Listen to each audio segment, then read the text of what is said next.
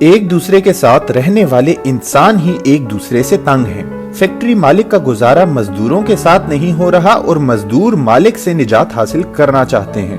حالانکہ مزدور کام نہ کرے تو مالک کی فیکٹری بند ہو جائے، اور اگر سیٹھ مزدوروں کے بہنے والے پسینے کے عوض رقم نہ دے تو مزدوروں کے گھر کا چولہا نہ جلے۔ مختصراً دونوں ایک دوسرے پر منحصر ہیں اور تنگ بھی ہیں۔ خدا نے اپنا راستہ بھی انسانوں کے ذریعے رکھا ہے، مگر آپس میں دور ہونا قابل غور ہے۔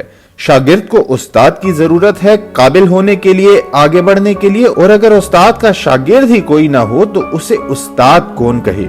ہر انسان بیک وقت رزق کا وسیلہ بھی ہو سکتا ہے، پہچان بھی ہو سکتا ہے، اور یقیناً بخشش کا ذریعہ بھی۔